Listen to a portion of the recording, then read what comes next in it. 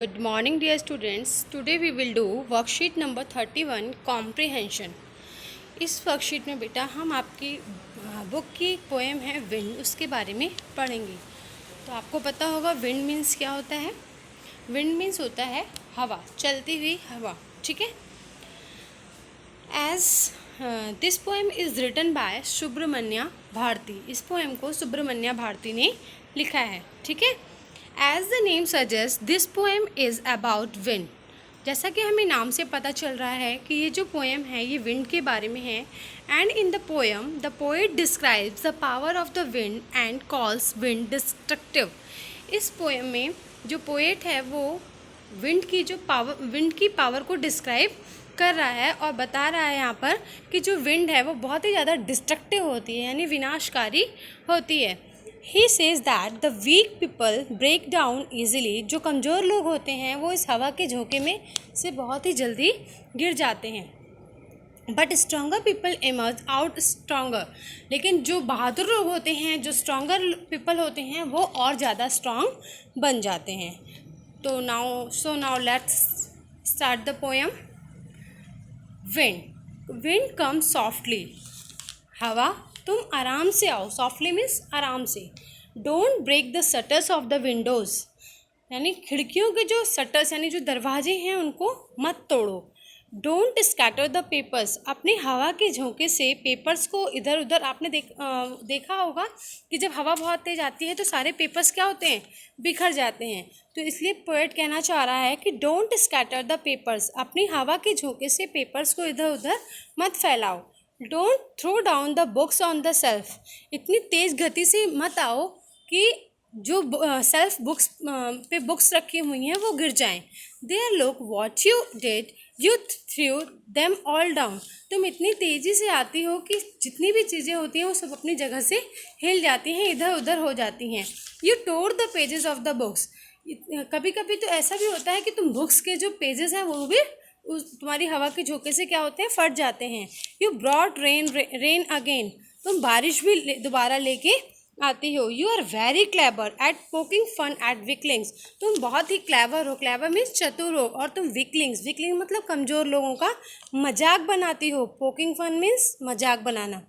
Frail crumbling houses, crumbling doors, crumbling raft, crumbling wood, crumbling bodies, crumbling lifes, crumbling hearts. Crumbling means क्या होता है, किसी चीज़ को तोड़ना मरोड़ना। तो क्या होता है, जो कमज़ोर घर होते हैं, houses, doors, wood, bodies, lifes, ये सब क्या होती हैं, ये सब तुम्हारे क्रम्बलिंग हार्ट्स यानी कि तुम्हारे हवा के झोंके से ये सब क्या होते हैं, क्रम्बल्ड हो जाते हैं, यानी टूट फूट जाते हैं।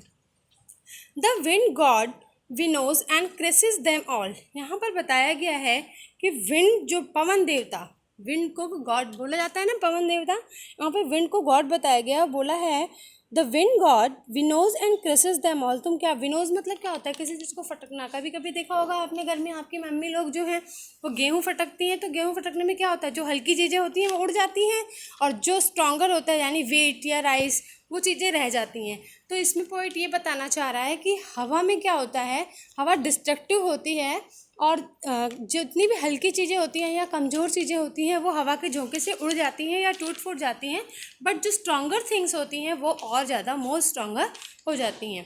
He want to what you tell him, so come let's build strong Holmes.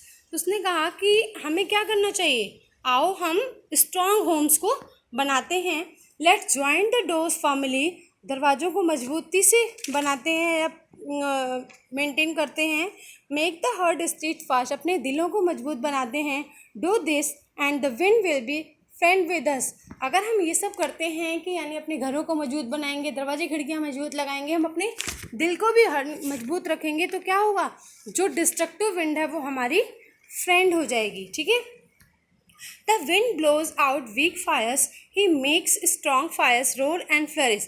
कभी देखा है आपने, अगर आपने एक कैंडल जलाई होगी तो कैंडल जब जलाते हैं तो हवा के झोंके से क्या होती है, कैंडल बुझ जाती है। लेकिन कभी आपने ऐसा भी देखा होगा कि जंगल में मान लो आग लगी, तो वहाँ पे क्या होता है, वहाँ पे अगर तेज़ हवा चलेगी तो क्या आग बुझ जाएगी, नहीं, वो आग और फैलती जाएगी।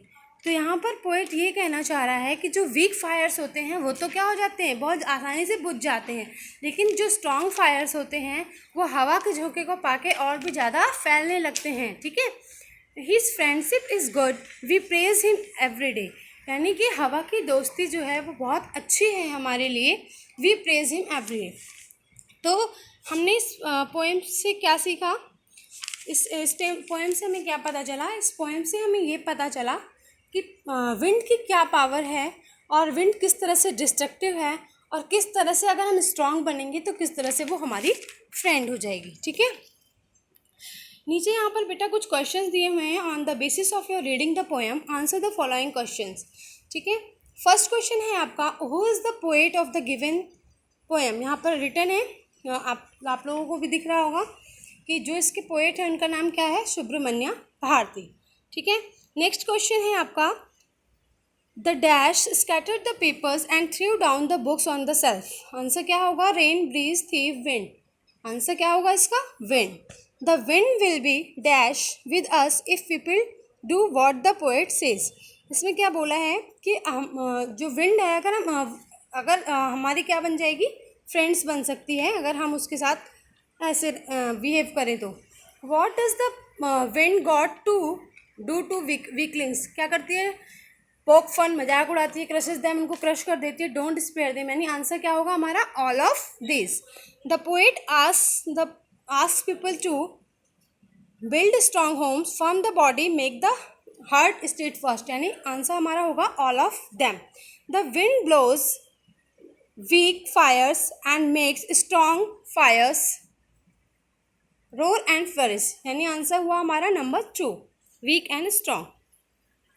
What do you think the wind symbolises in the poem. इस पोएम में विंड क्या बताना चाह रही है, difficulties, challenges and hardship, all of this.